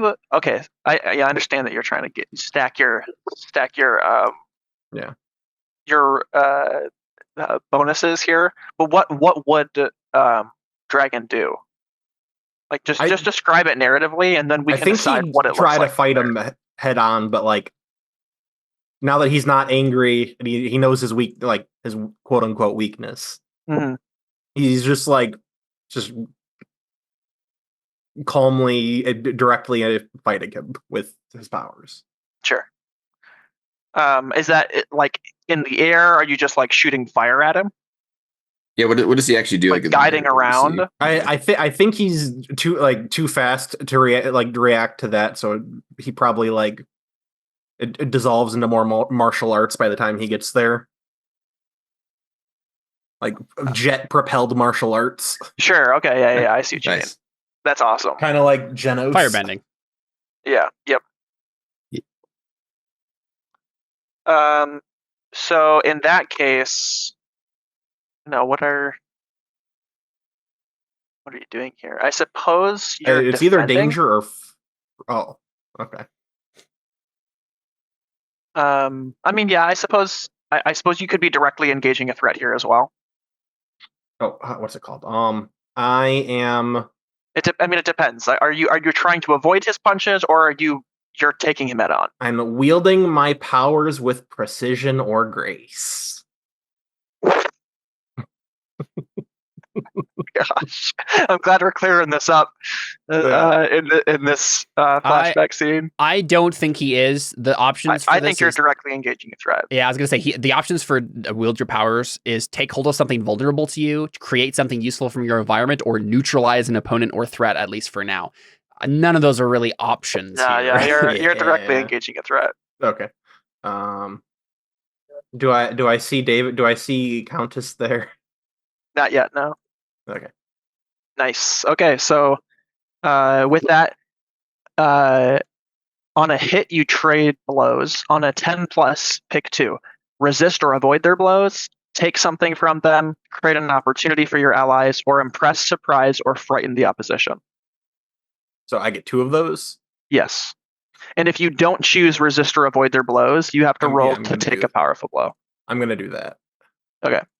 And then the other one, I'm gonna impress him. Okay, yeah, that's what I figured you were gonna do. Okay, so you're doing special lame-induced martial arts in the sky, fighting someone who just has super strength. So he's keeping himself in the air with punches and mostly just pure willpower. Not pure willpower, no. Yeah, the longer the fight goes on, you keep catching him off guard. Your blows don't do as much as you think they should. Yeah. Like your I'm touching fire and flames, your metal wall. Yeah, basically. But eventually you both land to the ground, and or I suppose maybe you don't, but he eventually hits the ground and looks up at you and smiles and says, I suppose this will be more fun than I thought. Yeah, I think I've realized. Crap! I don't think I can beat him on my own. Yep. So the rest of the team shows up. Vulcan, you bring the rest of the crew. Five Finger Fillet probably is already there since he can fly on his own, and starts shooting his indestructible fingers at Tempest, and Tempest keeps dodging them or like batting them away and is distracted. Yeah, distracted. So I don't know what the other people are going to do, but I am going to do the move that I took instead of the Nova stuff. It's from the soldier playbook. It's called Before We Get Started. Quote unquote, ... Does anyone want to get out? That's from the soldier playbook. But it says, when you have time to closely observe your opposition before a fight, roll plus savior. So I'm just going to stay behind. Like, even if everybody else is like charging forward and trying to do something, I'm just going to study him. I'm just going to be like analyzing everything about him and trying to figure out like how I can turn the tide in this for Dragon. Yep. So you can describe what everybody else is doing, but I wanted to do that if that's fine with you. I get hold suspend. I think if I succeed. I think actually, now that I'm thinking about it, I think Botanist probably stays behind to try and keep the base under wraps, especially because the plants that he was growing are probably there now, and so he can try and control that situation, keep that isolated. And his power doesn't really vibe well with Dragon's power, so I just probably keep those separate. So then Luminescent starts creating some light beings, right? But the clouds in the air, as the storm is like rolling in, is preventing her power from reaching its full potential. But she's creating some light beings. Five Finger Fillet is shooting some fingers off. And everybody just seems to be keeping him distracted. It's pretty much the best they can do, and Dragon's the only one who has the firepower to take him out. Yep, and Omnimorph is like shooting himself as a missile, getting in there, but then changing himself into a wall as Tempest tries to punch something, or making a cage and keeping him in it, and he has to like break out. But Omnimorph has taken some hits as he's trying to keep him at bay. Sure. Okay, so I'm gonna roll Savior, and that will determine how much hold I get to like do some things in this combat. Do I get any bonuses for any reason? I can't really think of anything, but I can't think of anything. yeah, I'm just watching. So, all right, not a full hit, but I got a 7 and 9, so I hold 2 instead of hold 3. Is the only difference. And I can, during the fight, I can spend my hold to name a character that I observed and do one of the following: redirect their attack to another character or nowhere, into the wall or the sky, cross a distance between them and you, stun them close up or from a distance, ignore all harm from one of their attacks, or escape any bindings or impediments they attempt to place on you. So I have 2 hold to spend on that. I'm assuming what I'll probably want to do is like maybe try to stun him so that Dragon can get in a good hit. That makes sense to you, Dragon? Yeah, that was literally what I was about to suggest, because I need to charge burn for what I'm gonna do, but I don't know if we'll have to see if what I'm planning actually works within the rules, because there's some nomenclature I need. Sure. Yeah, so I think there's probably a moment where we're just like watching the fight go back and forth between the two of them, and I'm just like carefully studying his attack patterns. Sure, yeah. Right, and then eventually I say, like, I guess you tell me what's something that I can use to stun him. Like, what would be a thing I could do to make him stunned for a moment, given my abilities or his attack patterns or something. I mean, so the biggest thing for him is if you can shock him. Make him emotional somehow. Yes, if you can pull him out of his calm stupor, because as he fights, I mean, there's like no facial expression. Like he is like slow and deliberate in a sense, because the like calmer he is, the more powerful he is. So he always seems to be very in control of the situation. Yeah. Okay. I think I know what I'm going to try to do. You tell me how I can pull this off most effectively. I'm going to try to make a simulacrum of heartbeat, as if he came back to life somehow, whether or not that's with my energy, and I just try to shape it in such a way that it's not obvious that it's like just a construct, or if I can take his body somehow and maybe like shadow puppet him with my energy somehow, and just make it look like he's come back to life to take to like, and he's like, you thought you killed me, but just long enough that it like oh no, oh crap, like right. You should totally puppet him. Yeah, I wouldn't care about that as an alien. So yeah, everyone would be like, "What the heck are you doing?" Does that make sense to you, Connor? Yeah, I like that. But his body is pretty far away, so maybe Aviska brings his body. I don't know that she would have any reason to do that, and I guess he's not heavy anymore because he like drains out of his power. But yeah, I go over to the body and see Aviska? I'm get that scene if you want. Coming towards the fight from where. Oh, sure, yeah. So we would meet on the way, basically, right? Sure. I don't know how big the area is here. I assume it's pretty sizable, but yeah. Yeah, I'm trying to think of the best way to do this. I could probably just send my ship to go grab the body, right? Oh, sure, yeah. So why don't we say the fight progresses on? Sure. And the ship brings his body and drops it out, and you animate it. So let's the fight is going on. Omnimorph is getting more and more beat up. The structures she starts to make don't look like all complete anymore. They start to look beat up as he's transferring into them. And when he's in his person form, he's like clutching his chest. And Luminescence is keeping her distance from the fight, but her light beings don't seem to be doing much. And I want to say that Tempest is like pummeling down one of Five Finger Flay's fingers in particular, to the point where it's it's starting to lose its effectiveness. It's starting to like curl up, and so he's like pulling out. He like pulls out a finger from the fight. He's like, I'm down to 9. We gotta speed this up. At this rate, we're not gonna win. Also, the whole time Cody Reynolds is like over the comms, like, guys, get out! He's gonna kill you all. Yeah, and I think I say, Reynolds, you pay us to do one thing, and we're going to do that thing. If we don't, Dragon dies.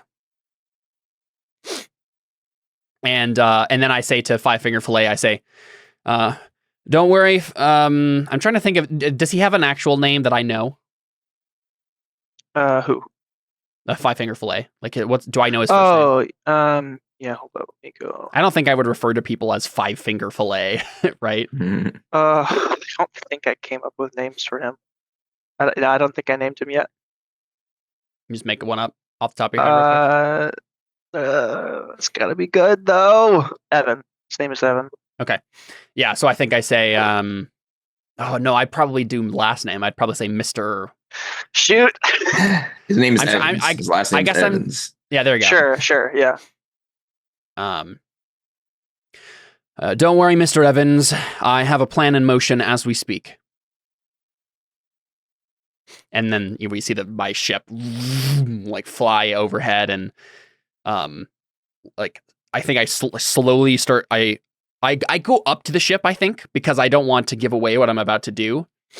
And like the body is inside it, and I just like put a hand on it, and then start to like tendrils of orange energy are starting to like reconnect the pieces, like, because you said his arms came off and his heart was ripped out. So I think I'll probably just fill in the heart with like orange energy.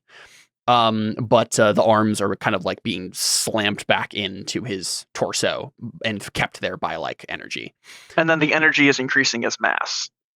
Right. It's like kind of like pumping him up. Yep.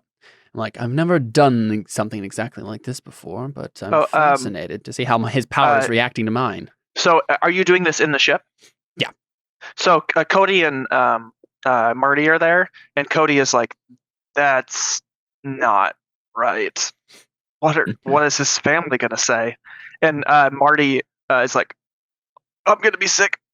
Make a hole, and starts puking on the floor. Right, yeah.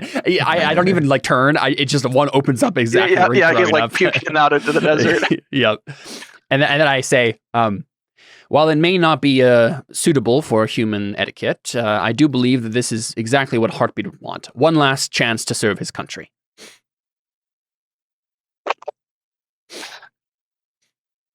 And I say, they don't say anything to that. They're just kind of like, okay. Yeah, I say, there are many stories of gods being brought back to life through the intervention of other gods.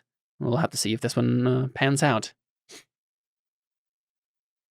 Sure. And then, yeah, I just have him. I think we just see his eyelids just pop open through the energy, and his eyes are glowing.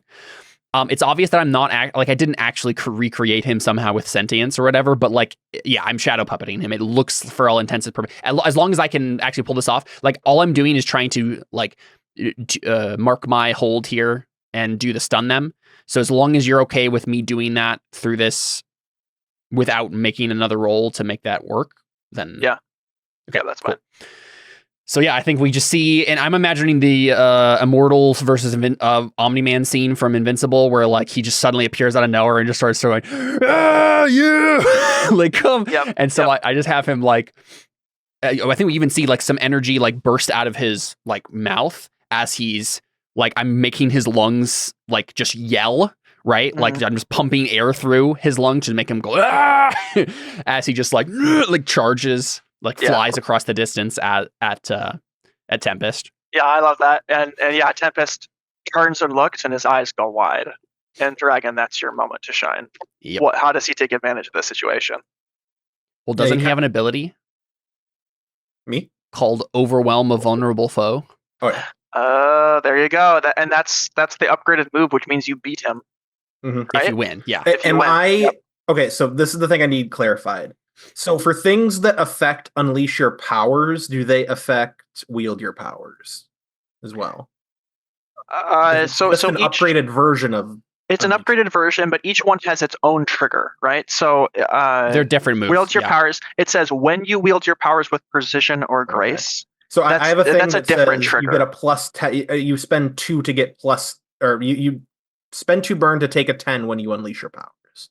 I couldn't do that for wield your powers, or would that translate? Well, I don't think you want to. Well, no, I don't think you can. I think it's based on. Well, then unleash your powers would just always be better than when I'm spending burn. No, not necessarily. Well, they just do different things, right? They do different things. So,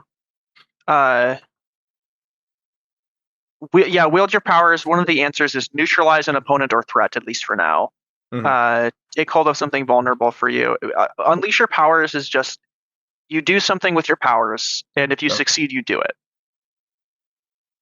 It's less specific. Yeah, overcome an obstacle, reshape your environment, or extend your senses. Yeah.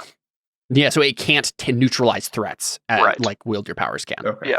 So you could do that if you wanted to, but it's not gonna take him out like you. Yeah. Like we need to do wield your powers or overwhelm a vulnerable foe. I will do wield your powers. I'm gonna spend a point on worship. What are you actually doing? Yeah. What is that? I'll narrate. All right. Once I get all the dice worked out. I'm gonna spend a point on worship. You put on a tremendous display of your might. Spend one burn to on audience into silent respect and attention. Nice. Ooh, that's good too, because it like will dampen our emotions for a second, or at least change them to something that's gonna like power up Tempest. Yep. I also love that because it's almost like you telling everybody else that you didn't need their help. You're just like, stop fighting, watch me do this. Yeah. Well, he needed my help. That's true, he did, yeah. And yeah. Okay. I'm going to flare. And not that I'm going to need any more, but I'm just gonna, because for reasons you'll find here in a second. Oh no, I get 2 burn. Wait, no, I get. Oh wait, 7 is it? You still hold 3, but you mark your condition. Yeah, dude, you get on a miss. You get 3 conditions. Yeah. That's crazy. Again, they play off of each other, so you'll be better at burning next time. Yeah. But yeah, You're less likely to get taken out that of the fight. result. But yeah, you can. Okay, but yeah, I'm roast yourself. gonna mark angry again, but that won't matter here in a second. Do I see Countess yet? It's up to you, David. I mean, sure. I've just been running. Yeah. So. And it's been a long time. So. Okay. Yeah, I think seeing you is what makes me angry. yeah. I don't know if Connor you saw that, but we decided that because he has the love and rival thing, the Bull's Heart ability, that I'm his rival. Oh right, yeah. So we've fought a lot in the past. Yeah. Okay, so I get +1 from David. Flame and Shadow, I like it. Yeah, that's fine. I'm fine with that. I get +1 because I took a condition. And then I get another +1 for being angry. All right. So that's 3. Freak. So I just put that situational bonus. Like how do I? That's the only way to put bonuses in. But before you roll, describe what you're doing, and then then roll to see how it turns out. So like in the sense of I charge up a blast and fire it off in his face, and then depending on what happens or what the roll is, So I see. Crap, what's it? Heartbeat. I see heartbeat, and do I see like the glow in his eyes that like denounces that you were being the puppeteer? I'm sure Vulcan has said over the comps. Oh, I've also I think I say to you, Dragon. I say, here's your chance, or I think I say, a member of the Pantheon has come back to life to help you. Yeah, there you go. So he sees that and he just like launches just like a blast that like knocks him like himself back like as far as he can. There's just like a trail of like fire and glass where his feet like drug across the sand. Oh, right. Yeah. Yeah. Nice. and then you just see like an intense focus on his face, and like normally he's like immune to his fire, but you see his skin like start burning, and he's like steaming, and his clothes start to like he's obviously shirtless when this happens. His pants somehow stay intact, but his shirt just like erupts into flames. We only had enough money for fireproof pants, so That's right. Yeah. And then like all of a sudden everything goes pitch black other than like a pillar of like pure sunlight directly on man, I'm good at names. Tempest. Directly on Tempest. So it's just like all of the power of the sun condensed right onto Tempest. Nice. And just a pillar of like not even flame, just pure basically sun. Dang, okay. And let's see if we all die. Well, yeah, go ahead and roll. Yeah, see what happens. Do I do +3 in situation? Because it says bonus / penalty. I don't know. Just put a 3 on there and see what happens. Well, I did last time, and it didn't seem like it. We'll try +3 then. Okay. It shows the roll. The last one you rolled was 2 + 4 + 1. Yeah. Oh, what? That means you added your stat and not your modifiers. The last thing I didn't add anything. The last roll I did. Oh, for burn. What were you rolling? Oh, there's the +3 modifier. No, it's Caleb. What do we use a modifier on? No, so that's just the stat that I was using. It's Right. counting. Okay. Yeah, I think it's just putting them all together. Okay, so we haven't rolled anything with We'll a see. modifier yet? I thought we had. Well, I No, did we have. earlier. It's just just roll and see combining what- them. It's combining them. That's what it's doing. Okay, so that was a didn't- +0. Yeah, that didn't work. So let's redo that. Well, what was your modifier? You can just add it. Well, it didn't add anything. Is the problem? Weird. Because What are you trying to roll? This What would are be you- an what are you doing 11 then.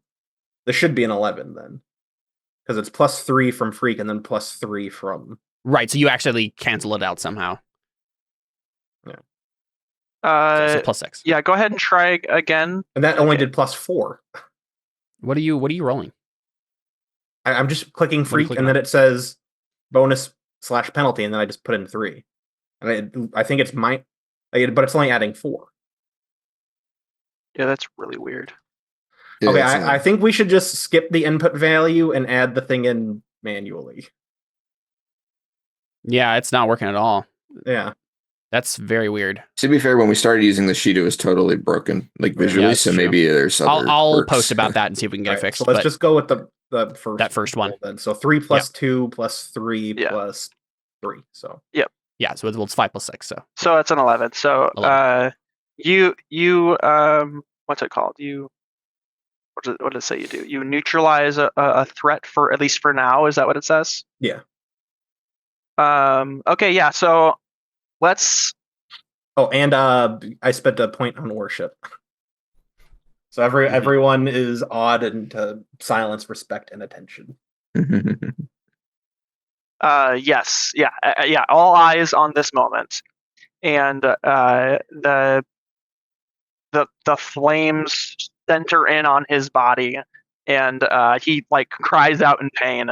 And when the flames fade and the smoke fades, and the moment dies down, we see Tempest like on his knees. His clothing has been like burnt away, and his skin is in He's like naked. red. And Is his mask still on?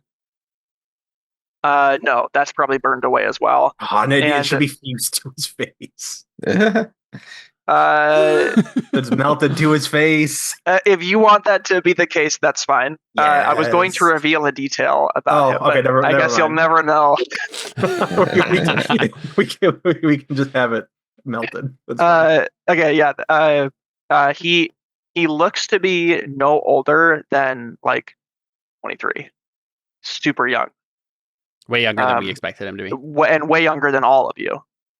Wow. He's like early 20s as far as you can tell.